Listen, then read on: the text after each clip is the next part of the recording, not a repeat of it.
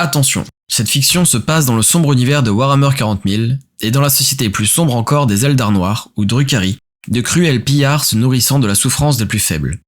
Il y est abordé de nombreux sujets sensibles tels que la violence physique et psychologique, la torture et autres actes sadiques. Cette œuvre s'adresse donc à un public averti et adulte.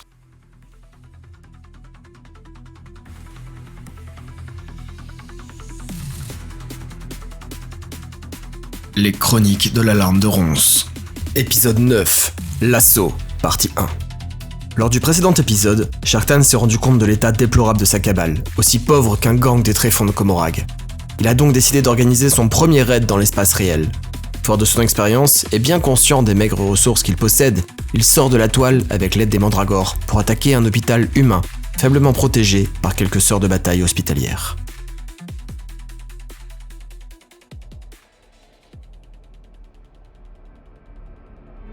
La panique, le chaos, la peur, la mort. Sharktan adorait cela. Sa cabale et lui s'étaient élancés à travers le portail ouvert par les mandragores. Il respirait désormais l'air vicié, 1000 fois recyclé de cet hôpital sordide. Le lieu ressemblait à une énième cité ruche de ces êtres primitifs. Un sol de métal froid, des parois verticales incrustées de lampes aux formes gothiques, des aigles impériaux bicéphales et des crânes comme décoration. Le tout dans un couloir large et haut de plusieurs dizaines de mètres, suffisamment large pour que les saccageurs puissent se faufiler en volant. Mais le lieu n'était pas vide, il grouillait d'humains. Ils étaient installés sur des lits sur les côtés des couloirs, ou couraient devant eux, paniqués devant l'avance de sa cabale. Tous fuyaient, terrorisés. Seuls ceux qui étaient trop blessés ou inconscients restaient là, ainsi que d'autres humains étranges, en partie machines et avec une peau pâle, maladive. Des serviteurs.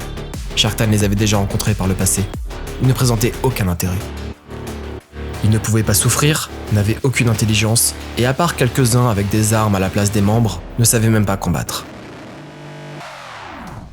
L'un de ses serviteurs se prit une rafale de projectiles et tomba comme un arbre, juste avant qu'un Kabbalite se jette sur lui pour le capturer. « Non !»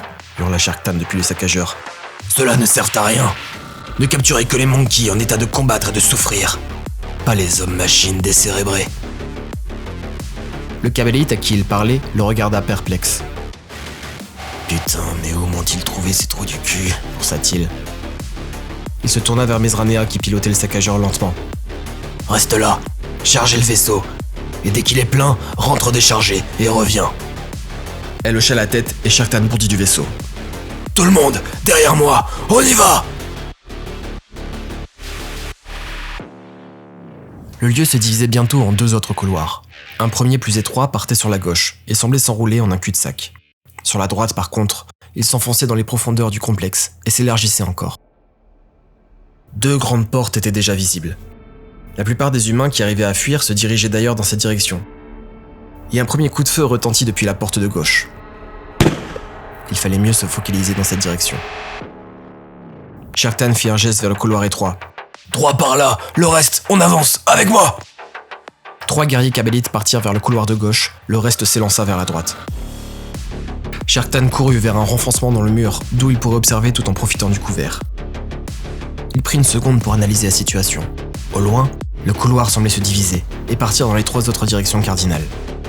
Nul doute que cela devait être un carrefour majeur du complexe et que les renforts ennemis arriveraient de cette direction. Les 2 portes non loin de lui s'ouvrirent et Sharktan vit que celles-ci donnaient sur de larges pièces remplies de lits et de blessés. Un rugissement de moteur se fit entendre. De la porte de gauche sortit une femme humaine en tenue blanche et bleue, tenant dans ses mains une épée tronçonneuse gigantesque, presque aussi longue qu'elle. Suivie d'une autre sœur portant une étrange bannière d'une main et tirant un pistolet de l'autre. Tandis que de l'autre porte apparurent 2 autres sœurs de bataille qui ouvrirent le feu elles aussi sur les guerriers Kabbalites qui s'élançaient dans le couloir. Les tirs ricochèrent sur les armures segmentées grises et les fusils éclateurs se tournèrent vers les assaillantes. Cosidrion fit cracher son canon éclateur vers l'une des sœurs de la porte de droite, un peu plus protégée que les autres. Cela ne la protégea cependant pas suffisamment, et la violence des impacts l'envoya voler au sol comme une poupée de chiffon, sous le rire dément de Cosidrion. Un déluge de feu commença, alors que les guerriers Kabbalites tiraient sur les assaillants. mais aussi sur tous les humains qui partaient en fuyant ou qui avaient le malheur d'être sur un lit dans le champ de tir. Mais ces guerrières n'étaient pas sans protection. Et les deux qui sortirent de la porte de gauche traversèrent la pluie de projectiles comme si ce n'était qu'une pluie battante. Celle qui portait l'épée tronçonneuse prit plusieurs impacts, mais continua de courir comme si ce n'était rien, avant que finalement, son système nerveux ne soit totalement désactivé par la violence du poison et qu'elle s'effondre en pleine course.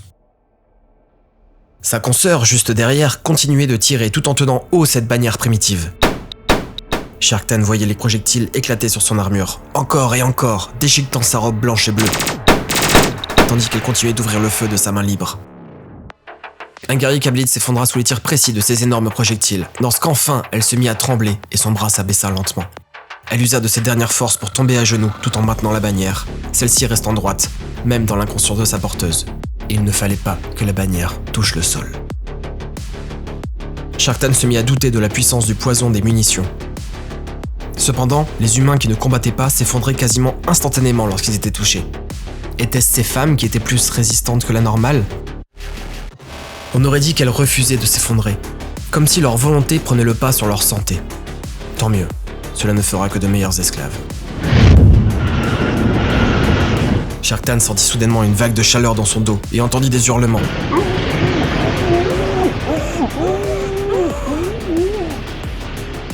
Il se tourna juste à temps pour voir les 3 guerriers Khabalites qui s'étaient élancés dans le couloir de gauche être avalés dans une langue de flamme. « Nom de l'assoiffé !» jura-t-il. 2 des guerriers Khabalites se roulèrent sur le sol dans une tentative désespérée d'éteindre les flammes, tandis que le 3e prit la fuite, mais fut abattu d'une balle dans le dos. Sharktan s'élança vers les flammes. Une sœur de bataille émergea de la fumée, un lance-flamme en main. Avec dédain, elle leva le pied et l'abattit de toutes ses forces sur le visage découvert d'une guerrière Khabalite qui se tortillait par terre en flammes.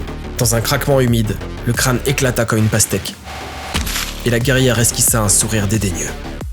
Dans la seconde qui suivit, l'épée dessicante de Sharktan traversa son visage. Puis il tourbillonna vers la seconde sœur de bataille. Dans un déchaînement de furie, il envoya coup après coup, mais la Monkey para ses attaques avec un long bâton d'acier surmonté d'une boîte étrange remplie d'os et de longs parchemins flottants. À chaque fois que son épée allait la toucher, la guerrière arrivait à dévier ou esquiver l'attaque d'un cheveu. De rage, il recula, dégaina son pistolet blaster et tira presque à bout portant. Il y eut un flash de lumière et une détonation, mais pourtant, la guerrière était toujours là. Sharktan se figea, totalement confus. Il l'avait touchée, il en était sûr. Pourquoi était-elle encore debout ? Y avait-il un champ de force dans cette bannière primitive ? Il n'eut pas le temps de s'interroger davantage. Une masse verte déboula en hurlant par sa gauche et percuta la pauvre femme avec la violence d'un train. C'était la créature de Hart, l'orque qui l'avait modifié. Ses bras étaient désormais 2 énormes lames qui l'abattaient encore et encore sur le corps désarticulé de la guerrière, comme un gorille en colère. Derrière, suivait Hart, qui éteignait le Khabalite encore en flammes et inspectait celui qui s'était fait tirer dans le dos. Il dit à Sharktan sans même le regarder. Je pense qu'il est préférable que je m'occupe de ce coin-là. Vous et votre cabale, vous devriez plutôt vous concentrer sur le couloir principal. Vous et votre cabale ? Vous et votre cabale ? Mais pour qui se prend-il ? Se demanda Sharktan. La répartie coupée par un tel manque de respect, il ne sut quoi répondre et jeta un coup d'œil derrière lui. L'escouade de Cosidrion s'engouffrait dans la salle de gauche, celle de Kaeréruit dans la salle de droite. Au loin, au niveau du croisement, des renforts ennemis arrivaient déjà. Les mandragores ramassaient les corps des blessés de toute race et disparaissaient dans des froissements d'air. Les guerriers Khabalites, qui n'étaient pas en train de combattre, chargeaient le saccageur de prisonniers inconscients. La bataille battait son plein. Il n'y avait pas de temps pour une lutte de pouvoir maintenant. Il se tourna à nouveau vers Hart. « Toi et ta bête, nettoyez-moi ce secteur !» Il désigna le petit couloir d'un mouvement de menton. « Elles sont plus coriaces que je ne le pensais. » Et il tourna les talons pour s'élancer vers la porte la plus proche, sur sa gauche.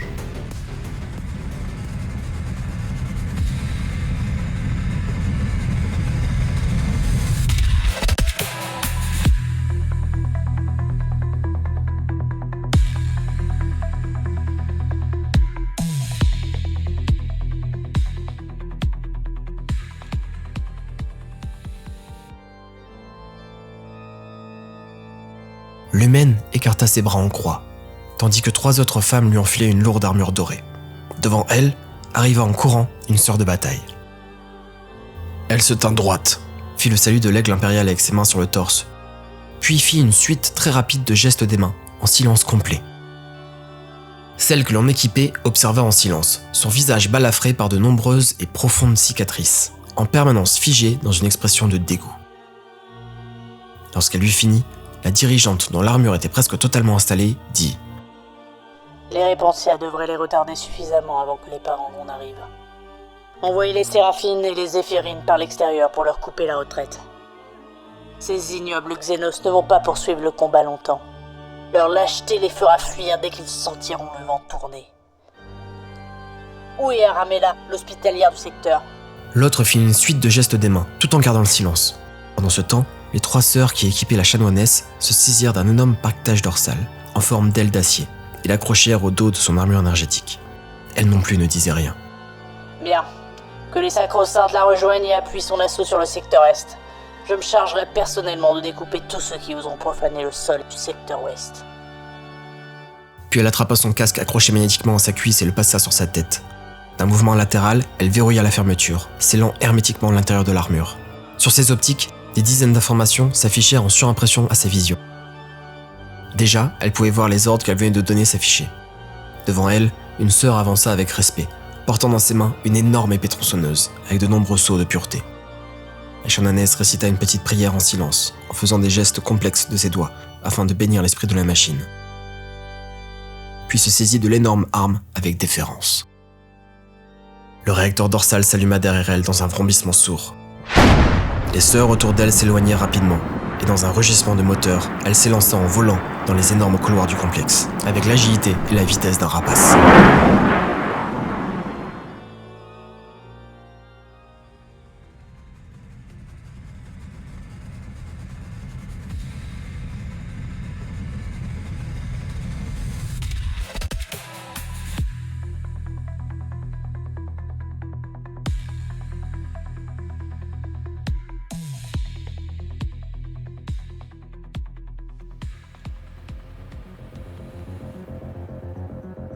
Allez, plus vite ! Ordonna KR-8 en s'engouffrant dans l'encadreur de la porte de droite.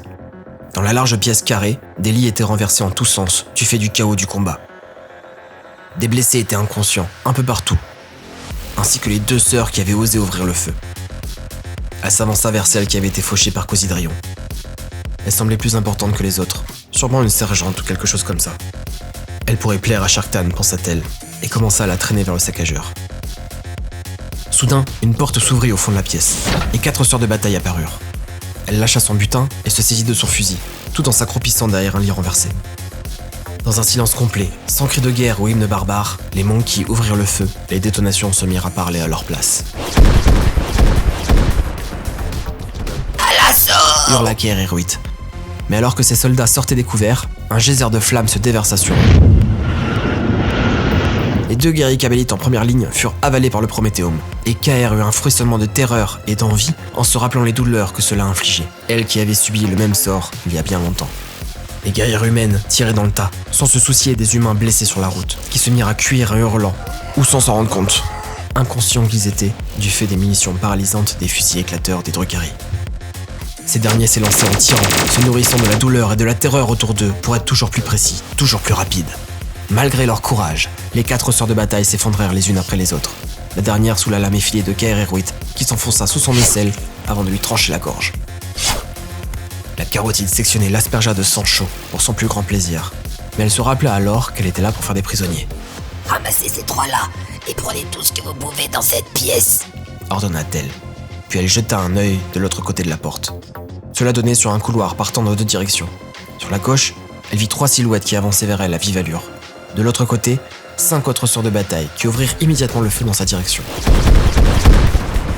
Certaines portaient de lourds boucliers et des armures ornementées, mais KR n'eut pas le temps de les voir davantage, car leurs tirs précis la touchèrent sur le flanc. Elle sentit comme un énorme coup de poing dans les côtes lorsque le bolt détonna, dans une explosion qui l'envoya voler sur le côté. Il y eut comme un flash noir et elle rouvrit les yeux à quelques mètres de là. C'est comme si elle avait pris un coup de pied chassé par un géant. Leurs armes étaient peut-être primitives, mais sacrément efficaces. Elle regarda vers la porte. Les cadavres au sol en gênaient la fermeture. Elle voulut donner des ordres, mais son souffle était coupé. Elle se redressa péniblement. 2 guerriers kabbalites avancèrent pour collecter les sœurs blessées, dans l'encadrement de la porte, mais là encore une pluie de feu les accueillit. Ils réussirent cependant à se saisir des corps avant que la tête de l'un d'eux explose dans une fontaine de sang. La terreur de son voisin, la douleur qui ruisselait de partout, tout cela dynamisait KR comme jamais. Elle se redressa, malgré son flanc ruiné et les côtes brisées qui sortaient de sa peau. Préparez-vous, elles arrivent. Pliez plus vite, bande de chiens. De l'autre côté du couloir, Cosidrion se préparait à mener son escouade à travers la porte de gauche. Il avait vu KR Héroïde s'engouffrer dans la salle de droite, et Sharktan partir en arrière pour s'occuper de ce jet de flamme. Vibrant d'adrénaline et de plaisir, il en voulait plus. Il oublia totalement son rôle de leader et fonça le premier dans l'encadreur de la porte. Devant lui, la salle était bondée. Là encore, des dizaines de lits étaient alignés sur 5 rangées, tous occupés avec divers blessés. Des sœurs de bataille se cachaient derrière ceux-ci, tandis que les patients, impuissants, voyaient Drukhari arriver.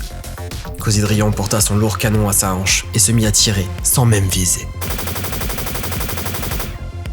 Les armes éclateuses Drukhari, que ce soit les fusils, carabines ou canons, selon leur calibre, fonctionnent toutes sur le même principe. Le chargeur est un réservoir d'un polymère à durcissement rapide, extrêmement compact, dans lequel on peut mélanger le poison neurotoxique de son choix. Lors du tir, une minuscule gouttelette est projetée dans le canon et se transforme sous l'effet du vent et de la vitesse en une fine fléchette acérée, durcissant en quelques microsecondes. À l'impact, ce projectile s'enfonce et se brise, voire éclate en des dizaines d'éclats empoisonnés et tranchants. Face à une armure solide et complète, elles n'ont que peu de pouvoir pénétrant. Mais le volume de tir colossal et la toxicité des projectiles font que tôt ou tard, un petit éclat trouve un chemin à travers une faille et s'infiltre dans le sang de l'ennemi. Face aux pauvres patients en robe de soins et n'ayant qu'une couette pour se protéger, les dégâts étaient colossaux. Qui plus est, la faible consommation de matériaux par munition, ainsi que la qualité de l'ingénierie Drukhari, font que les armes ne surchauffent pas et peuvent projeter des dizaines de projectiles par seconde pendant plusieurs minutes sans discontinuer. Voilà pourquoi la pièce, si bien rangée, se transforma soudainement en un brouillard de sang, de tissus et d'éclats divers, tandis que Cosidrion arrosait de son canon ses adversaires en riant. Tout hilar qu'il était, il ne vit la grenade adroitement lancée depuis l'arrière d'un lit roulé entre ses jambes. Ses tirs s'arrêtèrent net lorsque celle-ci détonna, l'envoyant voler en arrière en plusieurs morceaux. À l'instant où son canon se tut, les sœurs sortirent de leur couvert et ouvrirent le feu. L'escouade de Cosidrion, sur le point d'entrée, fut forcée de se replier et de refermer la porte pour se protéger du feu nourri. Sharktan arriva en courant. Il découvrit 5 guerriers kabbalites immobiles derrière la porte, entourant un morceau de corps. S'écartant lorsqu'il approcha, il découvrit le torse ruiné de Cosidrion, une de ses jambes éclatée en plusieurs morceaux, l'autre manquant totalement. Ce dernier essaya de parler, la bouche ruisselant de sang. Shark s'adressa à un soldat non loin. « Ramène-le, et n'oublie pas son canon. J'espère que cet idiot ne l'a pas endommagé. Les autres, on y va !» Ils le regardèrent sans bouger, comme s'ils s'attendaient à ce qu'il passe en premier. Sharktan pointa son pistolet sur le cavic le plus proche de la porte. « J'ai dit on y va! Ouvrez cette porte, tuez ce qu'il y a derrière, ou je vous assure que je me chargerai de vous moi-même! Allez, allez, allez !» Et devant la menace clairement formulée, 6 guerriers kabbalites s'élancèrent en avant. À peine eurent-ils franchi le seuil de la porte qu'un souffle de chaleur explosa depuis le fond de la pièce. Les 2 premiers Drukhari furent instantanément vaporisés. Les autres, qui se croyaient à l'abri, étaient désormais en pleine ligne de tir, et une grêle de bolts les firent tomber les uns après les autres. « Abattez-moi ces bêtes !» hurla Sharktan tout en conduisant l'assaut. Ceux qui n'avaient pas été fauchés comme des blés s'élancèrent au-dessus des cadavres en hurlant et en tirant. Les sœurs continuaient de tirer de façon précise et silencieuse, et tombaient en silence, la bave aux lèvres, lorsque les munitions éclateuses finissaient par les toucher. Sharktan tira vers celle qui portait un énorme multifuseur, mais à la seconde où son doigt pressa la détente, un des civils blessés sur un lit, et pourtant inconscient, eut un spasme et se redressa et intercepta le projectile. Fou de rage devant la chance que possédaient ces humaines, il bondit vers l'avant. La sœur de bataille pointa le canon jumelé de son arme massive vers Sharktan, mais dynamisé qu'il était par la violence de l'assaut, il parvint à couvrir les quelques mètres restants en un bond agile et trancha de sa lame dessicante la porteuse d'armes lourdes. Son arme détruisit toute l'eau de la pauvre femme qui se désagrégeait en un sable gris. Lorsque son armure toucha le sol, le calme revint. Il regarda autour de lui. Tous les humains étaient soit inconscients du fait des munitions éclateuses, soit décédés des tirs des sœurs de bataille qui semblaient ne prendre aucune précaution pour limiter les dommages collatéraux. Des 6 guerriers kabbalites qu'il avait conduits, un seul restait debout. 2 n'étaient plus que des tas de chair carbonisée, tandis que les 3 autres se tortillaient par terre. Sharktan hurla. « Bande d'incapables! Ramassez un maximum de captifs et repliez-vous !» Puis il envoya un message vocal dans son casque. « À tous les guerriers encore à la base, on a besoin de renforts. Récupérez les blessés et le butin. KR, au rapport !» La voix rocailleuse de la Grande Brûlée répondit. « On a maté l'assaut ennemi, mais on s'attend à une contre-attaque imminente. Il me faut des renforts. » « Je t'envoie ça !» Il regarda autour de lui et jura. « Où sont ces putains de mandragores ?» Une voix étonnamment proche lui répondit. « C'est à quel sujet, maître Sharktan ?» Il se tourna et vit 2 silhouettes sombres dans les angles de la pièce. L'une d'elles tenait un corps inconscient par le dessus du crâne, ses longs ongles jaunes plantés dans les yeux du captif. « Vous 2, restez près de moi. Les autres mandragores, protégez l'assaut de KR et de Hart. On n'ira pas plus loin. On prend tout ce qu'on peut et on se casse, ok ?» Elles ne répondirent rien, ni même hochèrent la tête. Sharktan ne s'embarrassa pas à attendre une réponse. Il switcha à nouveau sur le canal vocal. « Hart, comment ça se passe de ton côté ?» Le canal s'ouvrit une seconde en réponse, et fut immédiatement saturé par des hurlements, une bruit de scie monstrueuse et des chocs de métal. Puis la voix de Hart répondit. Oh, c'est merveilleux. Quoi ? Répondit-il perplexe. Mais la porte au fond de la pièce s'ouvrit, et 3 femmes vêtues de haillons et portant d'énormes épées tronçonneuses arrivèrent en courant.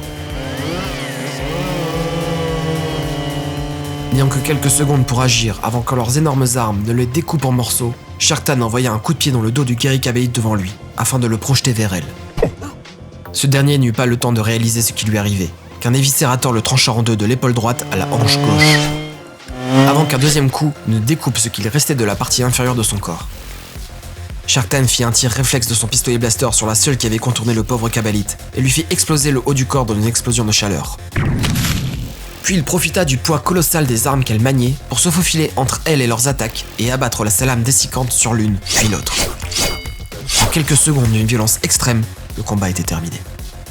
Entouré de morceaux de corps divers, il jura « Par Kaela Menshakain, qu'est-ce que c'était que ça ?»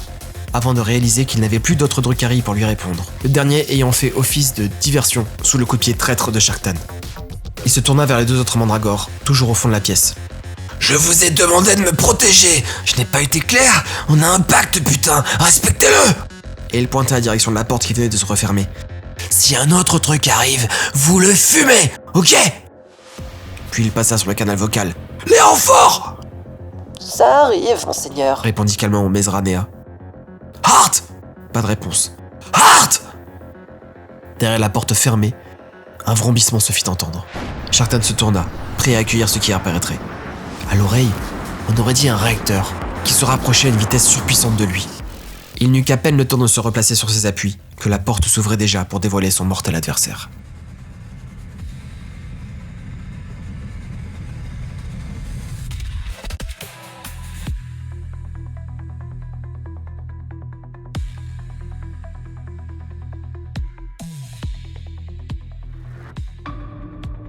Hart était allé dans la pièce au bout du couloir, accompagné de sa créature orcoïde modifiée. Il y avait trouvé une pièce sombre, uniquement éclairée par des toutes petites lumières veilleuses. 2 seringues terminaient sa paire de bras supplémentaires, tandis que dans ses mains, il tenait ses machettes préférées. De longues épées larges, dentelées pour pouvoir scier, mais suffisamment aiguisées pour pouvoir trancher d'un geste large. Avec peu de prudence, il avançait en ondulant. Il avait sur lui suffisamment de stupéfiants pour pouvoir survivre à la mort, et il avait fait des copies de lui lorsqu'il était encore dans la coterie du chemin sanglant. Normalement, quand bien même il serait atomisé par un tir de multifuseur, il pensait pouvoir ressusciter dans l'un de ses autres corps. Il en était sûr. Était-ce la vérité ? C'était une autre question. Aussi cherchait-il la confrontation, frontale, violente et mortelle. Pour l'instant, rien de tel. Il entra donc dans la pièce sombre avec une curiosité enfantine. Dès qu'il fut détecté par les senseurs, l'éclairage s'alluma en clignotant. Hart découvrit alors une salle bien étrange. Si cela avait été à Comorag, nul doute que cela aurait été l'atelier d'un émoncule. Il y avait une table d'opération, des fioles et des contenants de tout type, des outils, des sangles, mais surtout, au fond, une silhouette nue accrochée au mur. Un humain, ligoté, et dont des dizaines de câbles sortaient du dos. Son visage était masqué par un casque de métal. Il gémissait de douleur lentement. Il semblait souffrir terriblement. Hart pouvait le sentir. Il était irrémédiablement attiré vers lui, comme un papillon vers une lumière. Mais l'humain releva brutalement la tête. Des lumières s'allumèrent dans son dos, et les câbles se tortillèrent. Il hurla de douleur, tandis que le mur auquel il était accroché se mit à bouger. Non, ce n'était pas un mur. C'était une structure mobile.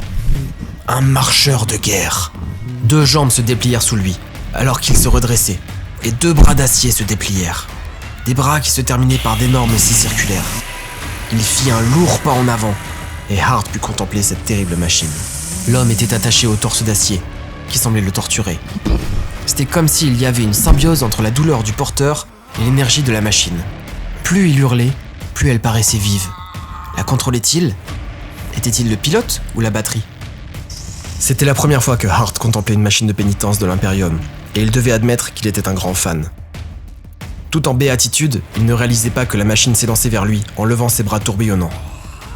Heureusement, sa créature, judicieusement reprogrammée pour le protéger, réalisa le danger et s'élança en avant.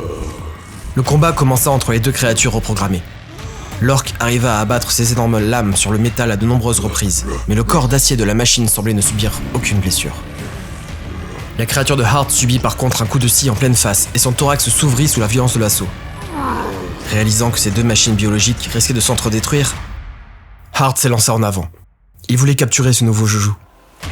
Il tentait de planter sa seringue dans le corps du captif, se pliant sous les attaques des bras, glissant sous les énormes poutrelles qui lui servaient de corps.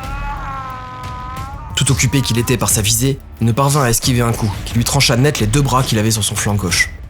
La découpe était si nette et violente qu'il ne sentit rien sur le coup. Et ce n'est qu'en essayant de planter sa seringue à nouveau qu'il réalisa qu'une grosse partie de son corps manquait. Il recula alors pour prendre ses esprits. Le petit micro et vocal qu'il avait implanté dans son cou se mit alors à émettre. « Hart, comment ça se passe de ton côté ?» Oh, c'est merveilleux. Répondit-il juste avant de voir son orque se faire trancher en 2. Alors que le corps verdâtre s'effondrait, la machine le piétina avec colère. Puis elle se tourna vers l'émoncule désormais manchot. Dans le vomissement de moteur et de scie, et le hurlement de son pilote, elle s'élança vers Hart, qui l'attendait en souriant.